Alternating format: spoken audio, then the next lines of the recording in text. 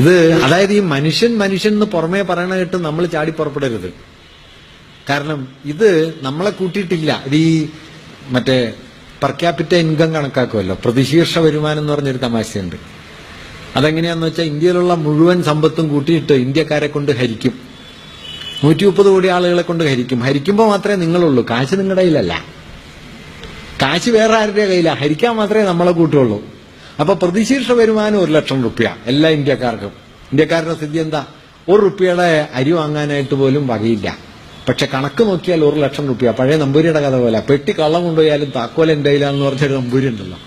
ഈ മട്ടിലുള്ള കുറെ സൂചികകൾ കൊണ്ടാണ് നമ്മൾ നമ്മുടെ സമ്പദ് വ്യവസ്ഥയെക്കുറിച്ച് ചർച്ച ചെയ്യുന്നത് പോലും. പ്രതിശീർഷ വരുമാനം വർദ്ധിച്ചു, അംബാനിയുടെ കയ്യിൽ കാശ് കൂടിയെന്നാ.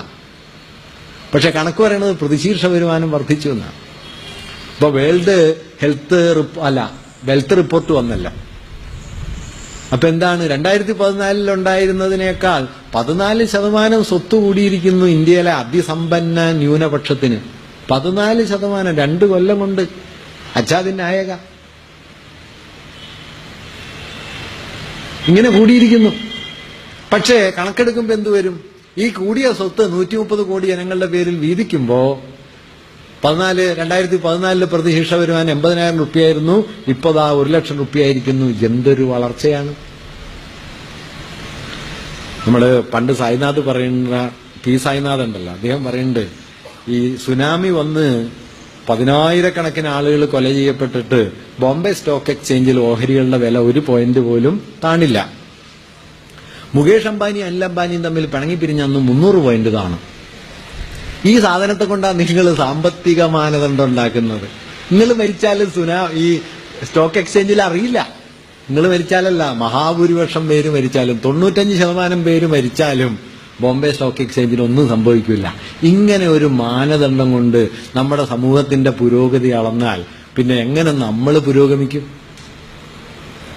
അതുകൊണ്ട് ഈ സൂചികകൾ തന്നെയാണ് പ്രശ്നം. ഞാൻ ഈ മനുഷ്യനാണ് പ്രശ്നം എന്ന് പറയായിരുന്നു. ഇപ്പൊ ആഫ്രിക്കക്കാർ ഉന്നയിക്കുന്ന ചോദ്യം, സ്ത്രീകൾ ഉന്നയിക്കുന്ന ചോദ്യം, ദളിതരും ആദിവാസികൾ ഉന്നയിക്കുന്ന ചോദ്യം, നിങ്ങൾ മനുഷ്യരെ കുറിച്ച് പറയുന്നു, അതിൽ ഞങ്ങളുണ്ടോ? നിങ്ങളുടെ ഈ മാതൃകയിൽ ഞങ്ങൾ പെട്ടോ? കറുത്തവരാണോ? സ്ത്രീയാണോ? ദളിതനാണോ?